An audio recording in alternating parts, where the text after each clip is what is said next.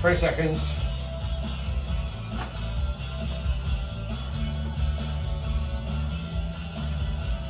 Oh, take it off auto, way down, Danny.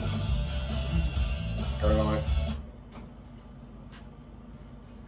To who it may concern, this is Spectrum on Voice FM, the queer show for the queer community in Southampton, across the south coast of England and around the world. I'm Orla, she, her pronouns. I'm Mabel, she, her pronouns. And I'm Clara, she, her pronouns. Please join us for the next 2 hours for news, chat, gossip and debate surrounding the trans community. We will do the first hour will be about the Supreme Court ruling. We will do it all after these. I don't think we're going to fill an hour with it. Oh yes, we will. Okay, well, if you've been preparing. I have. Yeah? What? What will... Is it? Ah!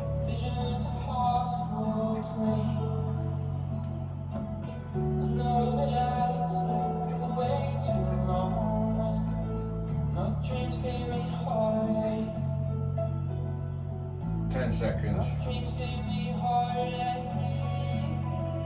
Go live.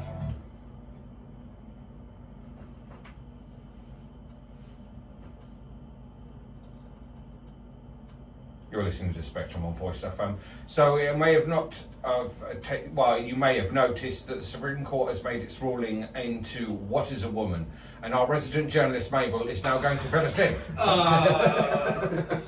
Well, it's been a tough week. I think we can all. Oh agree yeah. there. Yeah. There's Should we just take a moment? When the ruling was going to be done, part of me was really hopeful that the courts would kind of rule in our favour. I don't know where I got that from. I was optimistic. Yeah, too. I suppose that's the best word. Yeah, I was optimistic. And then when the ruling dropped and I saw the stuff unfolding on our WhatsApp group, Yeah. I just sat in Queen's Park and just kind of zoned out and felt really meh. Yeah. That was a tough day at work for me. It hit me about midday. It was boom, right in the gut. And it was so quick, wasn't it, the ruling? Yeah, no, it was quite sudden that because, it's not good at all really.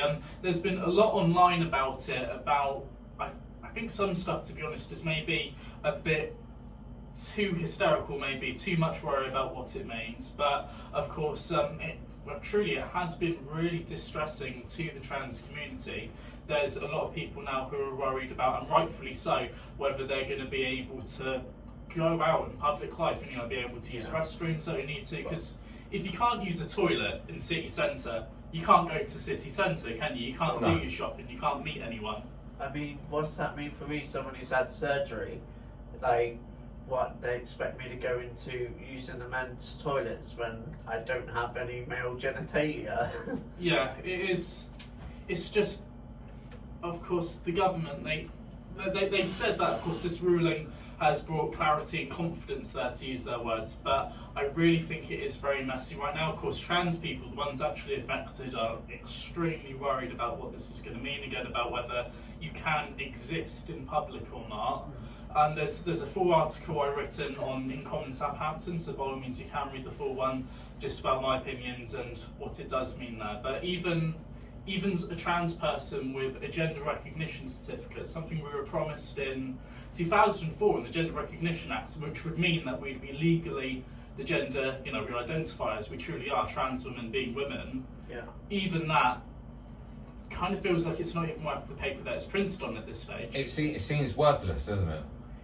Yeah, no. You spend all that money and go through because that. It used to be £150. It's £6 now, but still, all of that trouble there. You need to collect about over 2 years worth of documents, pay slips, contracts there, utility bills, all of this stuff you need to keep to prove that you've been living as, the gender you identify as yourself, to then bring to a court of people there, again, the gender recognition, I think it's called the panel, they call themselves. Yeah, panel of cis people. Yeah, who never meet you, and they can just say no at a moment's notice too, and that's something I really think that, cis allies or maybe people that are celebrating or don't see the danger of this ruling might not see, just how many steps that we go through as trans people to be respected. How many trans people are there like us listening right now or in this room who you know, you just go outside and you don't feel like a normal person, and you've got to go through all of this trouble, you know, all the pain with, like, you know, trying to get hormones, electrolysis, permanent hair removal, laser. It's so much pain and hoops that we need to jump through. Again, the gender recognition panel, and they can just pull the rug under you at a moment's notice. Yeah, I was just so depressed. Yeah. It was so. I don't know what else to say, because it was so, and they ruled so quickly. It did feel really sudden. They were expecting it to take a number of weeks, weren't they? There was thoughts that it would take a number of weeks for deliberation to happen. The thing is, we've talked about this ruling. It's been on our radar for a few months there. We thought, okay, this is happening at some point, it's happening at some point, it's happening at some point. And it finally happened on Wednesday, and it just felt like that. It was sudden. Yeah. But you're right about all the stuff we have to go through just to be accepted. Yeah, just to be accepted by people who, let's be honest, don't accept us. There's people taking to the streets celebrating about this ruling there, and the fact trans people can be excluded. Did anyone see a certain person's post on X, I think it was? It says, "I love it when a plan comes together." I did, yes. I did see a certain wizarding author celebrating.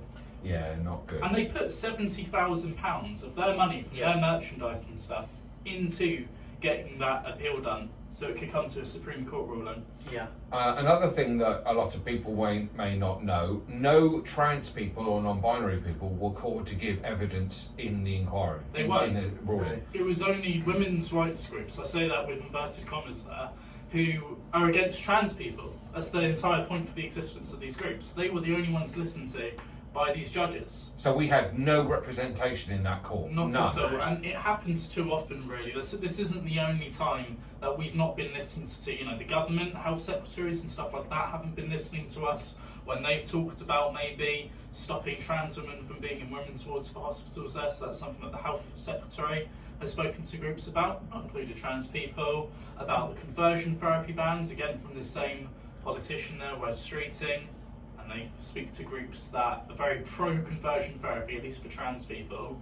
There was ex-High Court judge who is trans, and she has transitioned for over 20 years. Yeah. And she offered to give evidence on behalf of the trans community. Just one person, Yeah. High Court judge, retired High Court judge. Qualified person. Yeah, qualified person, and they would not allow her to go to the bench and make a deliberation. Yeah, so they say that we have a vested interest, that we're biased, you know, as if we're just trying to live. So obviously there's a bit of bias there, but they'll listen to people that truly just hate our guts. Yeah, it's with no representation in at the hearing whatsoever. Yeah. None.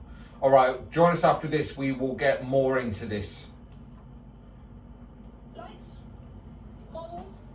It goes on. 20 seconds. Rhythm to the brain. La-di-da-di-dee. La-di-da-di-da. And the beat goes on. Yes, the beat goes Very nice. on.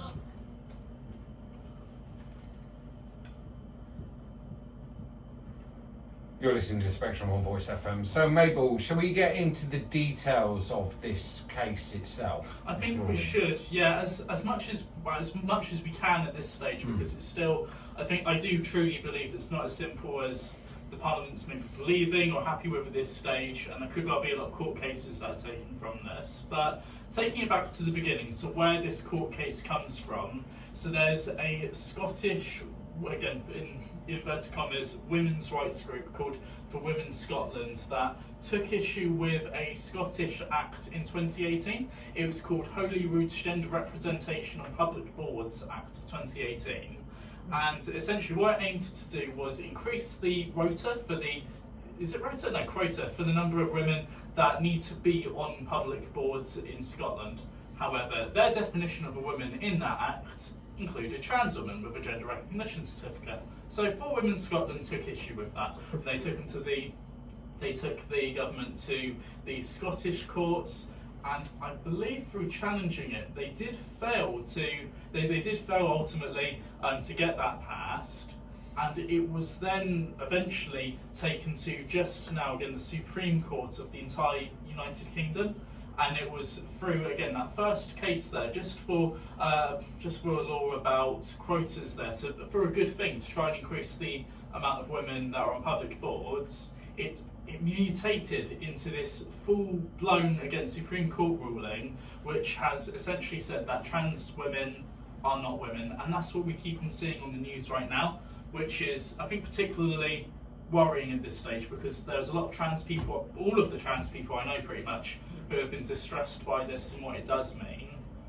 In terms of the Equality Act of 2010, which this ruling is really focusing on, what it means is that with sex-based discrimination, a trans woman could be argued to biologically be a male and so not be discriminated in that sense, but you could still argue that there's this discrimination if a trans woman is perceived as a woman, and so they are facing misogyny. So even with that little bit there, mind you, it's not very clear just what this truly does mean. It's not as simple, I think, as people are saying. And of course, for all transgender people, trans men, trans women and non-binary people, we're still protected by the Equality Act under the gender reassignment protection.